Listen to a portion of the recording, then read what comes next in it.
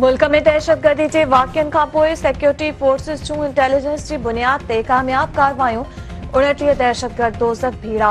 सुध समावारी वफ़ाक़ी वज़ीर अताउल्ला तारड़ जो चवणु आहे त 28 जून ते सिक्योरिटी फोर्सिस बाजोड़ में ऑपरेशन कयो, जंहिं में ख़ारजी कमांडर ख़ान फरोश उर्फ ज़ाबुल 10 दहशतगर्दनि समेत मारिजी वियो। पख्तिया, पख्तिका ऐं कन्नड़ में कार्रवाइनि दौरान 25 दहशतगर्द मारिजी विया। जमात उल अहरार ऐं फितना ख़ारिज थाकनि खे दुरुस्त निशानो बणायो वियो। दहशतगर्दनि जे मर्कज़नि में गॾु कयल वॾे अंग में हथियार ऐं बारूद बि तबाह थी वियो। मारिजी वियल दहशतगर्द केपी बलूचिस्तान ऐं कराची में रेंजर्स ते हमलनि में मुलविस हुआ। ऑपरेशन अज़म इस्तेहकाम तहत दहशतगर्द ऐं ख़ारिजियुनि ख़िलाफ़ सिक्योरिटी फोर्सिस जा ऑपरेशन जारी आहिनि।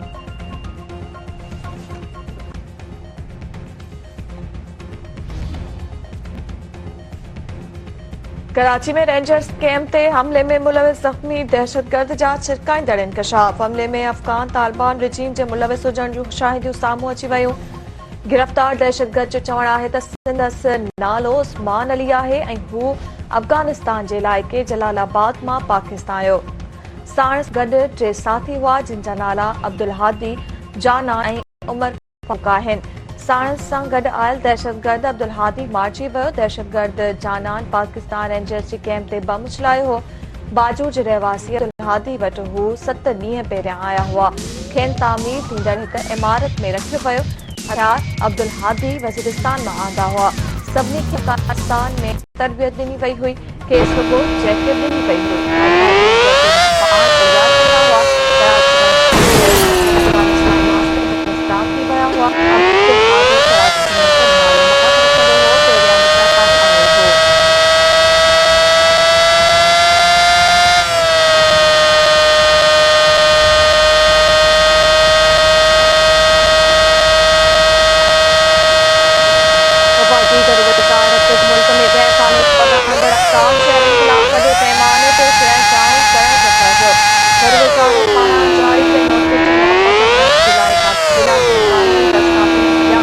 दुरुस्त वीज़ा जो पाकिस्तान रहंदड़ अफ़गान शहरियुनि खे गिरफ़्तार करे ॾींदो।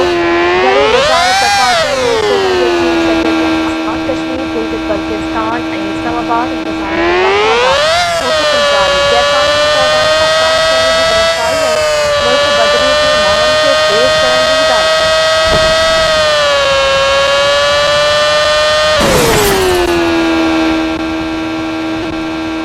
अमेरिका ऐं ईरान हिक ॿिए ते हमला रोकण ते इत्तफ़ाक़ करे वरितो आहे। हिकु सीनियर अमरीकी अहदेदार जो हवालो ॾींदे अमरीकी न्यूज़ वेबसाइट जो चवणु हो त ॿिन्ही मुल्कनि हलंदड़ हफ़्ते ॻाल्हियुनि जो फ़ैसिलो कयो आहे। अमरीका ऐं ईरान हुर्मुज़ जंग जे तकरार खे हल करण लाइ अङारे ॾींहुं क़तर जी राजधानी दोहा में मुलाक़ात करण ते राज़ी थी विया।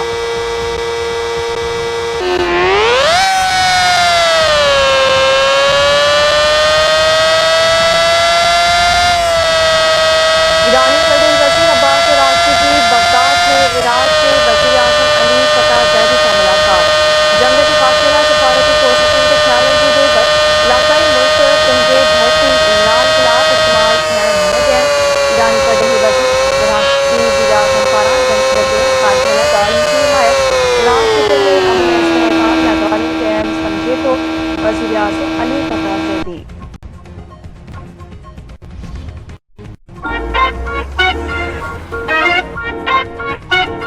कराची से कनेक्शन बनाओ स्ट्रॉन्ग। टेलीनॉर की नई सिम ऑफर करो ऑन 350 रुपए में 200 GB डेटा और 10,000 ऑल नेट मिनट से मिले पूरे महीने की बेफिक्री, क्योंकि टेलीनॉर है ना यार। तो अभी अपनी करीबी रिटेलर पे हिकु ज़ख्मी हथियारबंदनि रोशन कोराई ऐं कुराड़ो कोराई खे गोलियूं हणी क़तल करे छॾियो। गोलियूं लॻण सबबि मोहम्मद सिद्दीक़ कोराई ज़ख्मी थी पियो, अस्पताल मुंतकिल। मेहर भरसां ॻोठ लोंग महेसर में मुड़ुस हथां ज़ाल घुटा ॾेई क़तल। जवाबदार शाहज़ेब उर्फ बेबू महेसर पंहिंजी ज़ाल बिस्मा खे घरू अणबड़त तां घुटा ॾेई क़तल करे छॾियो।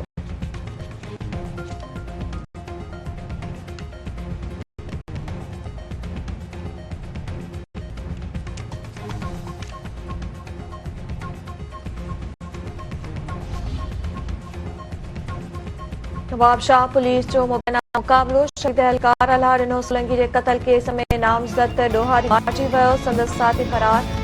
पुलिस जो चवणु आहे त एजाज़ चांडियो 16 खां वधीक केसनि में घुर्बल हो, वधीक जांच कई पई वञे।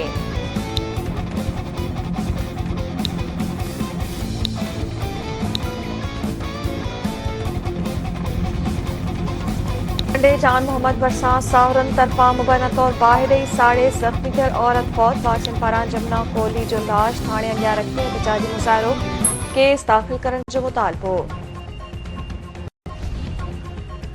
संगरार मां अगवा थियल नींगरी प्रिया कुमारी जी बाज़ियाबी लाइ बबलो बाईपास ते लॻल धरणो चोथे ॾींहुं बि जारी।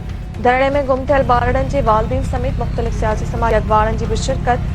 अॻवाननि जो चवणु आहे त सिंध में केतिरा ई ॿारड़ा गुम आहिनि, पर पुलिस बाज़ियाबी लाइ के बि क़दम न खणी रही आहे।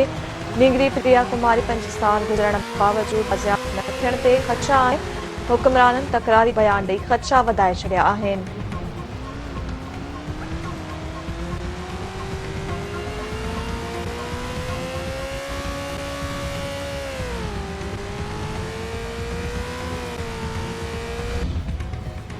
मीरपुर भटोरे में आबादकारनि पारां महमूद वाह में पाणी जी खुट ख़िलाफ़ एहतजाजी मुज़ाहिरो। सिजावल हैदराबाद रोड ते धरणो।